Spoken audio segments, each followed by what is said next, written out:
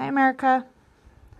I am looking at what they call a SHOT, an incident report for Joe. And I'm going to invite a few people here to help me share and add things. But we are not free. We are slaves. There's no more compassion. It's just pure evil. I am disgusted right now. Okay. So this incident report that I have for Joe, my camera might be kind of fuzzy, so I'm going to go over this. So let me go back to November 2nd. That evening, I got a phone call from Joe telling me that he passed out in his counselor's office. They didn't do any medical treatment. He didn't go to a hospital. His heart was skipping beats. He was feeling weak. He thinks it was a second stroke. He thinks he wasn't doing good. So on November 2nd, Ollie and I called the Jefferson County Sheriffs because Joe said he was fearing for his life, and we reported this. And we do have a sheriff's report. So to me, this was an emergency medical situation about Joe.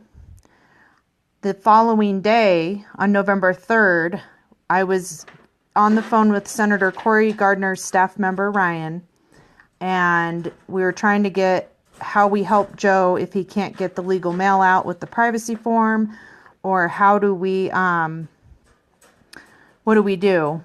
And that staff member was asking how they could talk to Joe, because Joe had tried to put Senator Cory Gardner's Fort Collins office on his call list, and the prison wouldn't let him. Carrie was also on this phone call. At the time, none of us knew, including Joe, that this was not okay, but Joe happened to call right when Ryan was asking, hey, how do we talk to Joe? Do I go through his counselor? What do I do? So I have this whole entire thing recorded. So in this incident report, some of the wording in here concerns me because I have a recording and they obviously have a recording. And if those words are not matching up, I think that's a big problem. So this call was on November 3rd. They did not bring it to Joe's attention that it wasn't okay until the Monday or Tuesday after Veterans Day. So over 2 weeks later, okay? He immediately got punished. No phone calls, no commissary except for stamps and hygiene, and no computer access. So he's already punished. They had a hearing on December 14th, 2016. Joe said he didn't have his hearing aids. It was on a TV screen. And I guess my biggest problem with this is I knew Joe was in trouble for this call.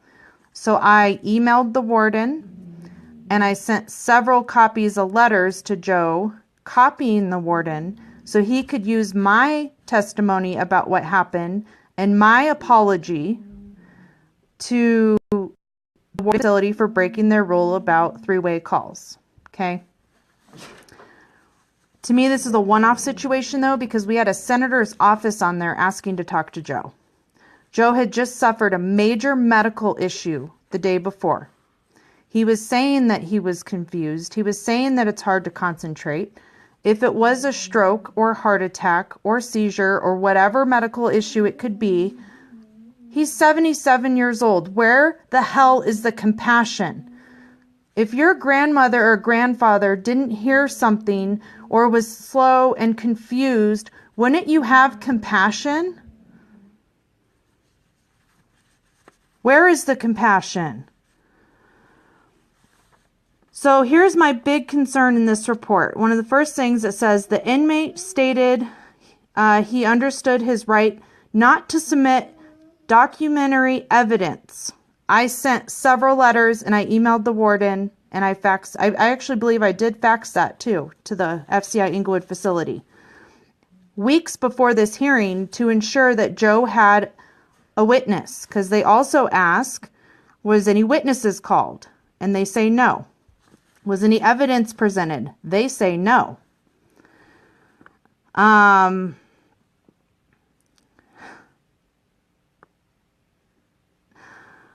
So what Joe's defense to this is he wasn't hearing very well. There was a lot of other people in the phone room with him, and he heard out of my mouth that we were in the senator's office. So he thought we were in the office. He didn't know it was a three-way call. Their wording in here, it's mind-boggling, because they cherry-picked what they wanted to put. And again, I have this call recorded, so I know what was said by Joe, by Ryan, and by his wife Carrie, and myself. They have my name, Lindsay Szymanski, listed in here with my phone number. They have Cory Gardner's office listed in here, not the staff member's name. They chose to just say, sorry, my dog's whining. Dixie, hush.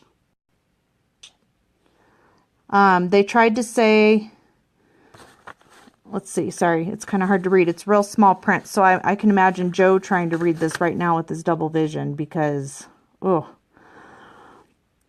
Okay, so basically they're saying there was a female on the phone who said that they were on the phone with Cory Gardner's office and Carrie right now. Joe went on to talk about legal mail and his medical issues. There was a first female voice, which I guess is me, and a second female voice, which is Carrie. Oh, they do have Ryan's name in this one sentence here. And this is the part that I don't get. So I got a letter from Joe, and this probably should have went into my house a couple weeks ago. And this one doesn't necessarily have a date on it, but it basically is talking about his visitor list. So it says, no visitors at all in 6 months. On 11/23/2016, I only see Jim on my list. 12/16/2016, they added wife over 3 weeks late, and in parentheses, he has altered. This incident report is dated the 14th, or the hearing is dated the 14th of December. I know it's probably blurry. Sorry, guys. I might take pictures of this and get them out, because. So in this one part, the person who reviewed this, because Joe said, okay, I thought they were in the counselor's office, or in the senator's office, and I thought that my wife might be in Colorado to come visit me, because again, he had that medical issue the day before. So that's why Joe was just like, well, I'm going to talk to him. He didn't understand that it was a three-way phone call. So they put in here, in reviewing the content of the call, it appears Mr. Robertson was notified in the beginning of the call, that it was other parties on the call, and that the call was going to be recorded, because I said I was going to record it. So then he went through and said something about the visitor list, and said that they checked the visitor list and saw that Mr. Robertson did not have any visitors on his list, and his wife was not on his visitor list. No one was on his visitor list. Well, his letter is saying that Jim's been on there since November 23rd, but he just found that out. So my opinion is we just caught them in a little lie. Because if they really checked the list for this hearing, they would have seen that Jim has been on there since November.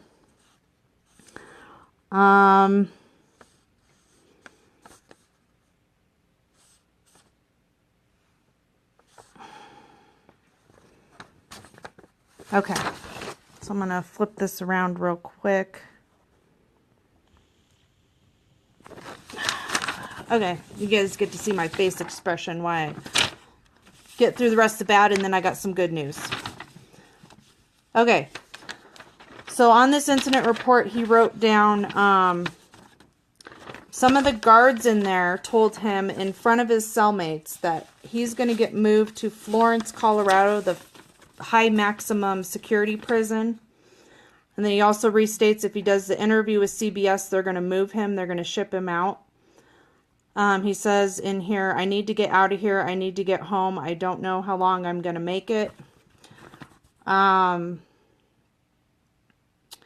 He also says in here that, sorry guys. He also says in here that he got a letter from supporters. He loves you guys. Thank you so much. Sylvia from Canada, thank you. And so he said he's really happy that they gave him a cane because his right knee is blown out and his left knee isn't very good. So he has not seen a doctor that we know of, but he was sent out for an x-ray and he only saw an x-ray tech. So maybe that's because of the knee. He said he was walking up a ramp with his laundry and a blanket and he hurt his knee. He already's got a herniated disc and I can't even imagine having hurt knees and hurt back. And you're 77 years old. He's going to be 78 in February. Come on, where's the compassion? And that he's really upset about having to walk up and down stairs. This was in another letter I got, but it kind of goes along with his knee hurting and his back and his cane. Whenever he does have to go to medical, he has to walk up 3 flights of stairs and back down 3 flights of stairs. And he's having a very hard time with that. Let's see. Okay, so for the good, funny parts is he got to feed the goose again. He got to go outside, and it seems like he likes feeding the goose. And another good thing is they are calling me a hero in here. They heard you on an AM station. They said you kick butt. So his friends in there heard me on the AM radio shows. So that's cool. Because now they're like, whoa, Joe's story's on the radio. And he's been doing a yoga class and meditation. And let's see. I'm going to look through the comments here and see if you guys have any questions. Why are we treating an old man like this? A vet, a Navy vet. Why are we allowing this to happen? I don't understand, you guys. It's just evil. So this whole call campaign and email campaign and making the contacts for Joe, I've been asking for months for that. I think we really need to step up the game on that. Please put in hashtag Free Joe Robertson, search it, it'll pull everything up, or I'll put the page at the top of this video. Check the daily calls to action, take the 15 minutes, send an email, write a letter. What if this was your grandpa? I mean, I helped my mom with hospice for my grandma for years, and I can't imagine my grandma being treated like this. I don't understand why we're allowing this to happen. This whole phone call thing, okay, so first of all, he's in prison for what? Why is Joe Robertson in prison? Because he built a pond. Because of water, okay? Here's why they consider the three-way call such a danger. The action of the part of the inmate to use the phone in an unauthorized manner poses a serious threat to the ability of the staff to control the use of the phone calls and monitor whether inmates make calls or prohibit illegal purposes as indicated. The use of telephone is a privilege and the inmate may contact their family and maintain ties with them. It's not for criminal use. How in the heck is talking to a senator's office, his wife, and his friend a criminal offense?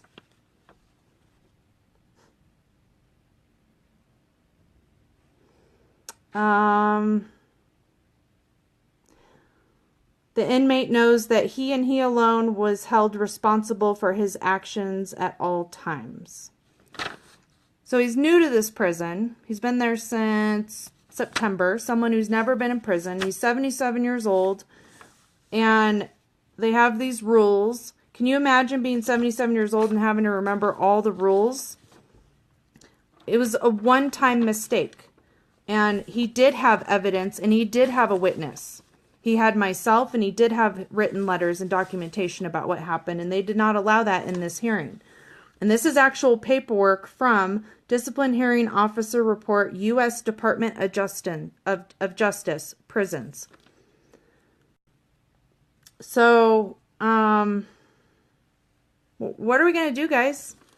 What more is it going to take? I don't quite understand. Now he's isolated. Everything's through snail mail. He's wanting to do an appeal on this, but he's not sure that they gave him the paperwork within the 20 days to do the appeal. So he's asking if we can figure out how we out here can help get him an extension on this. And,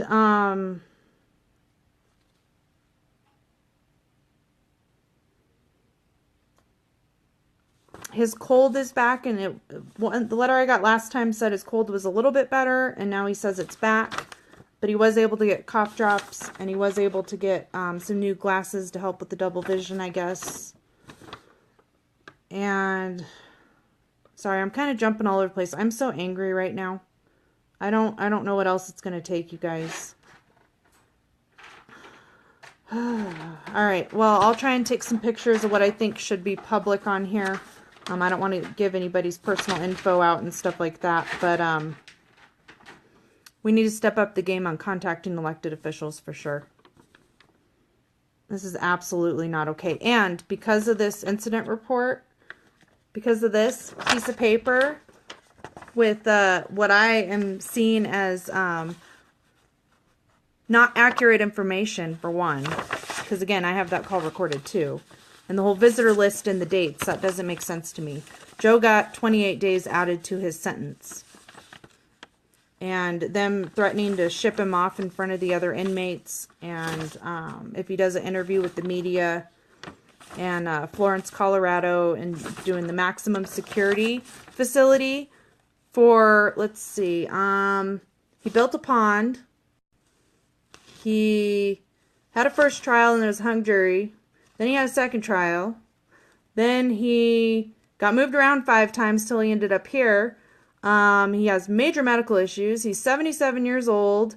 And because of this phone call and because of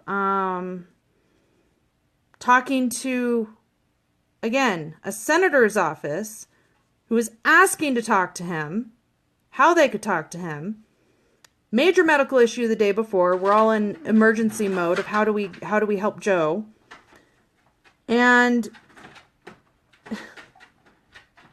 his wife and me. Okay?